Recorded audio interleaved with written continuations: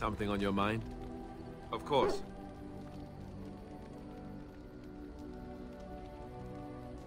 Never what? Had a good pair of shoes? I'm not sure I do. Have I never seen a basilisk? Ate jellied ham? Have I never licked a lamppost in winter? Make fun of my comrade in arms? Perish the thought. Well, you tell me. Have you ever licked a lamppost in winter?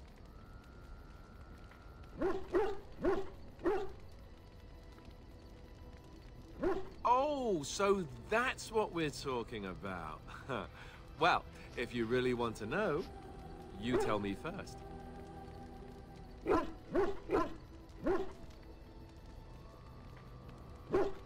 And apparently you have no shame as well.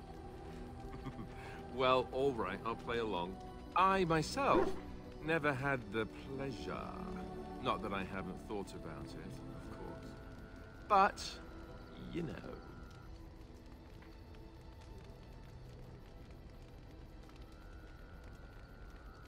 Well, living in the Chantry is it's not exactly a life for rambunctious boys. They raised me to be a gentleman. That's not so bad, is it?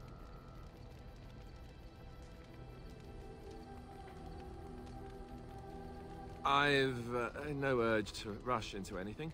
We may not even survive what is to come, after all. Enough. I don't want to talk about this anymore. Let's go. Something on your mind? Of course. You mean other than becoming a Grey Warden?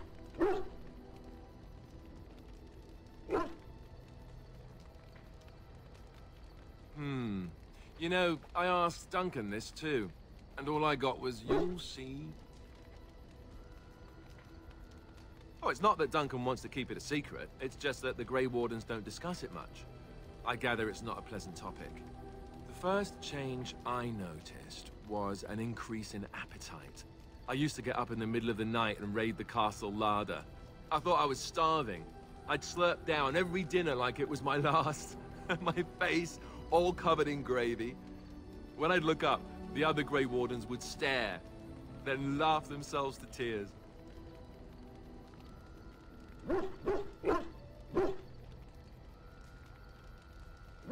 More like an initiation. They all went through it too. Oh, and then there were the nightmares. Duncan said it was part of how we sense the Darkspawn. We tap into their, well, I don't know what you call it, their group mind. And when we sleep, it's even worse. You learn to block it out after a while, but at first it's hard. It's supposed to be worse for those who join during a blight. How is it for you? Some people never have much trouble, but that's rare. Others have trouble sleeping their entire life. They're just more sensitive, I suppose. Everyone ends up the same, though. Once you reach a certain age, the real nightmares come. That's how a Grey Warden knows his time has come.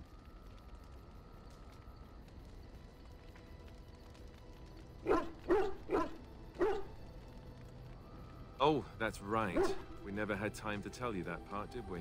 Well, in addition to all the other wonderful things about being a Grey Warden, you don't need to worry about dying from old age.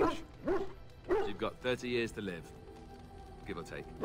The taint, it's a death sentence. Ultimately, your body won't be able to take it. When the time comes, most Grey Wardens go to Orzammar and die in battle rather than waiting. It's tradition.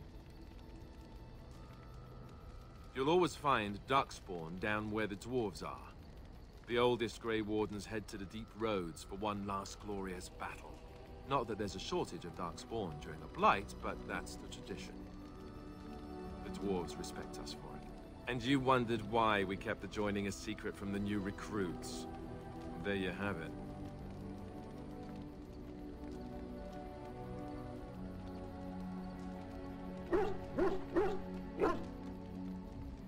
You know, Duncan, he started having the nightmares again. He told me that in private.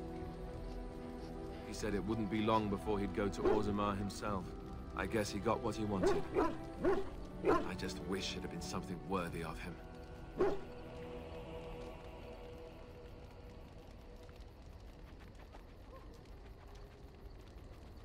I know. Ending the Blight should make this all worthwhile, right? Something on your mind? Of course. I didn't know them for very long, but I guess it was longer than you. You never met them all, did you? They were quite a group. Actually, they felt like an extended family, since we were all cut off from our former lives. We also laughed more than you'd think. There was this one time... Well, you probably don't want to hear stories about men you didn't know. There was one Grey Warden who came all the way from the Anderfells. What was his name? Gregor.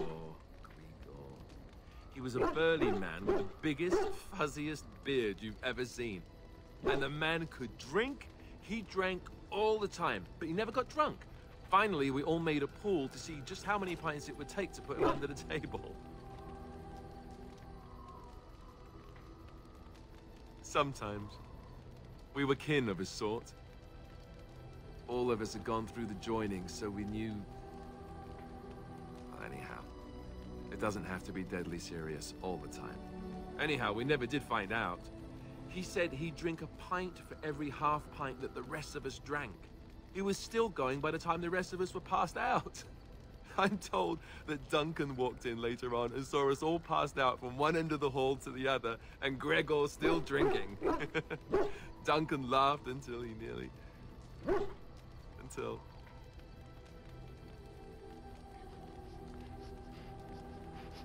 Yes, I suppose so. I thought I was done with this, but it just struck me that I have nothing to remember Duncan by. Nothing at all. There's no body, not even a token of his that I could take with me. That must sound really stupid to you. I just would have liked something of his to take with me, that's all. Well, there's no use in moaning about it, is there? He's gone. Let's just go. I'm wondering something. I'd like to know your thoughts about some of our traveling companions. Do you mind if I ask? Zevran, the elf. You can't trust him, can you? Do you believe his so-called vow? That's a lot to put on a maybe, isn't it? He's an assassin. The crows aren't known for giving up. Maybe he's just biding his time.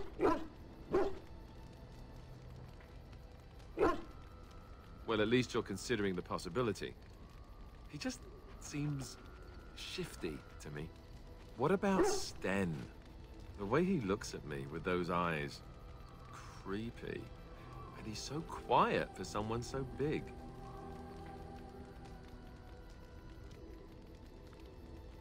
Yet he doesn't seem quite so bad as the Chantry tells us. According to them, his philosophy is vile and evil. Yet he seems so reasonable. And yet, he killed all those people. He doesn't even deny it. Doesn't that bother you?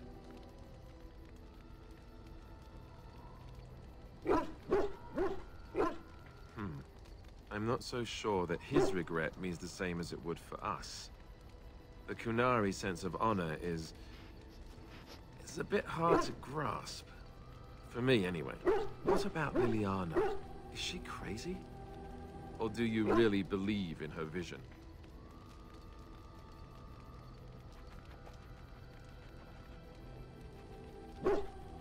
That's one way to put it. I don't know what to make of her.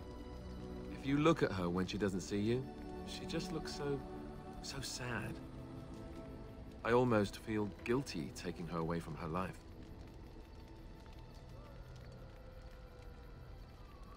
True enough. Who'd have thought a sister would prove to be an adept thief and spy, eh? Morrigan, do you trust her?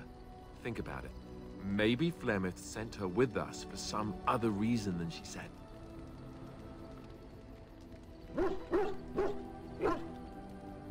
Well, aside from the fact that she's a complete and utter bitch, no, I don't like her at all. Why, do you?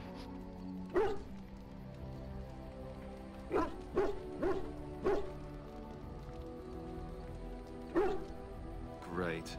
So they were right. Well, it's your funeral. Enough. I think my curiosity is sated. Let's get back to it, shall we? Something on your mind? Of course. Such as they are. About the Grey Wardens, anyhow. Fair enough. Something on your mind? Something I can help with? Yes? What's on your mind? What say you? By all means. What's on your mind? I will answer to the best of my ability.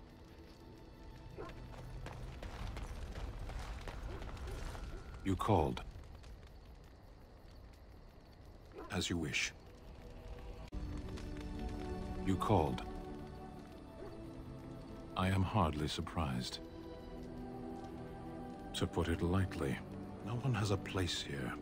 Our farmers wish to be merchants. The merchants dream of being nobles, and the nobles become warriors. No one is content to be who they are.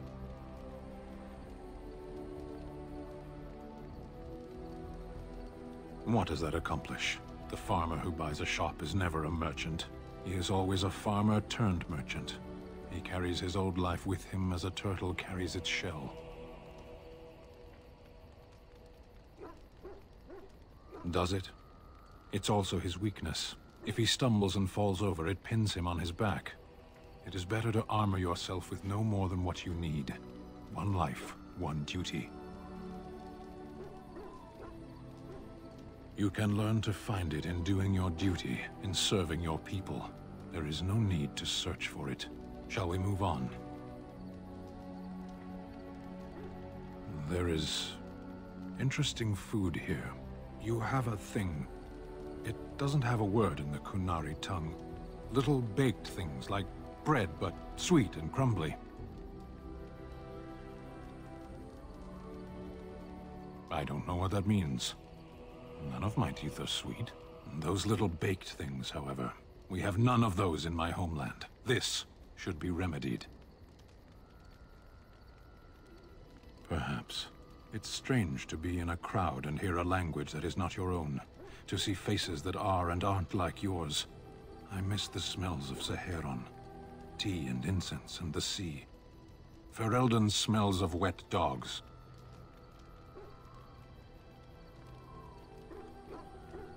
Skunks don't mind the smell of other skunks either. Shall we move on? Speak, then. Then I suggest we move on.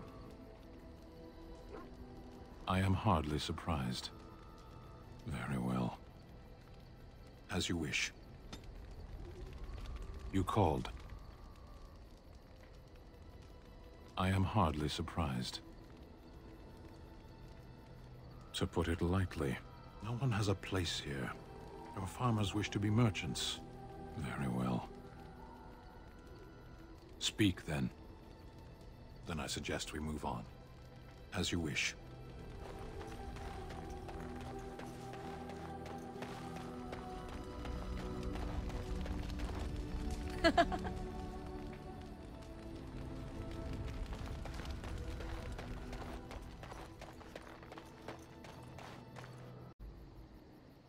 Are you sure I can't interest you in this hat? A pair of earrings, perhaps? A cheese knife? The dark spawn have attacked Lothering. I don't think everyone even had fled by the time they came, either. Word has it they swarmed the entire area, making off with prisoners and burning down the buildings. And then they were gone. Just as quick. I wonder if there's anyone left. I heard some chanters were going to head down south, maybe to try to find some survivors. I'm not holding out hope myself. That's what I've heard on the road, anyhow. Take it for what it is. It seems that some of the bands just won't accept Tyrn Logain's orders. There's too much talk still of King Keelan's death and questions about what happened. You'd think with the Darkspawn knocking on our doorstep, people would be more likely to stand together, wouldn't you?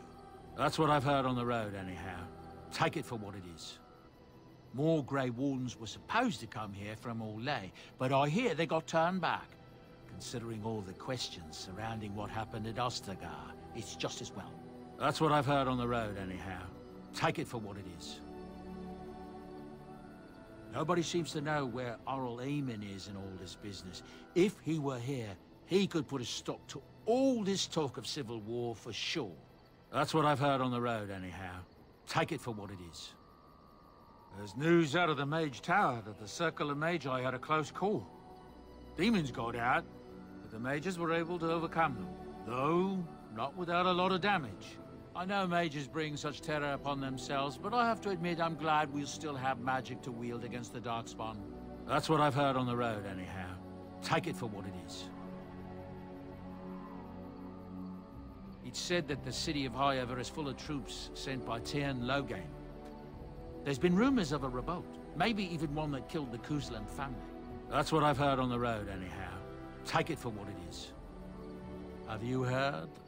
Logain has named Alrendon Howe as the new Tyrn of Teneron, with the Arling going to Howe's eldest son. Yorian died at Ostagar and his son died in some elven revolt in the city. It's tragic news. I wonder what got Arl Howe such a promotion. That's what I've heard on the road, anyhow. Take it for what it is. There's another royal army already gathering in the east, but from what I hear, when it marches, it'll be headed west, not south towards the Darkspawn. Can you imagine? If the Benorn stand up against Logain, we won't need the Darkspawn to destroy us. We'll do their work for them. That's what I've heard on the road, anyhow. Take it for what it is. I hear rumor that Orlesian forces that were coming to help us fight the Darkspawn have been turned back at the mountain crossing. You'd almost think we could use their help against those monsters, though part of me is glad we won't have Ferelden full of Orlesian bastards again. That's what I've heard on the road, anyhow. Take it for what it is. I don't know what to tell you. Nothing I can think of at the moment. If there's anything I can do for you, please, please tell me. I've heard a rumor that the reason Queen Enora has never produced an heir is that she's barren. It's a curse from the Maker for bringing a commoner into the royal line. Until someone of royal blood is put on the throne, there will never be an heir. It seems the royal line of Calenod has been broken for good now. That's what I've heard on the road, anyhow. Take it for what it is. Well, if you're really interested, I suppose it wouldn't hurt to tell you. I am originally from Orzammar, the famed dwarven city that lies beneath the stately Frostback Mountains. I was a merchant there, too. Merchant caste. These things are in the blood, you know. You can't just leave them behind. I ran a fairly successful business. Rare artifacts, you know. Old things, grand things. The nobles loved them. Reminded them of the lost glory days, I suppose.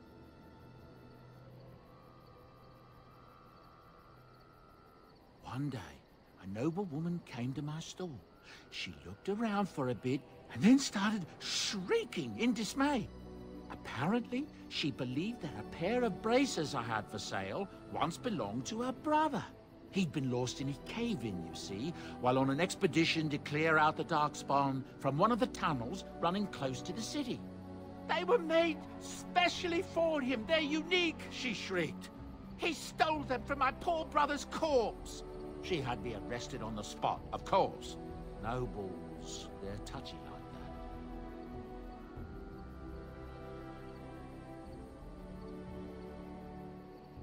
Well, I didn't steal them. You see, I'd been paying these castless thugs to venture out into the deep roads for me. The lost tigers. They're full of things that people left behind. Sometimes you can find a treasure. Something worth a little gold.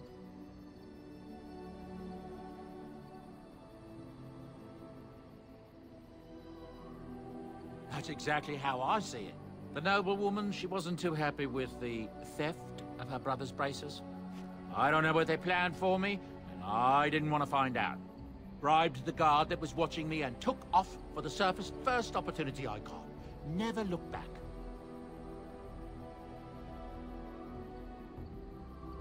Yes, here I am. Now, is there anything the boy or I can get you?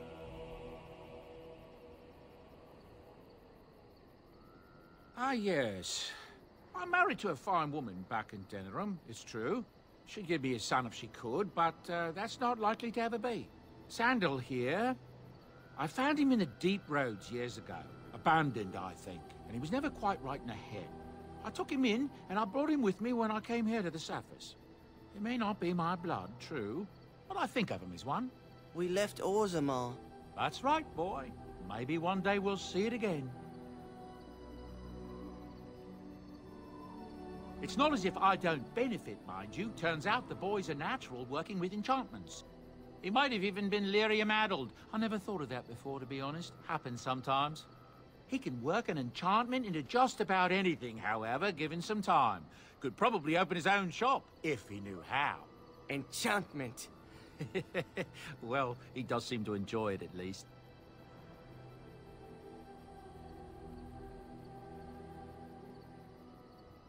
Look, we don't rob people, all right?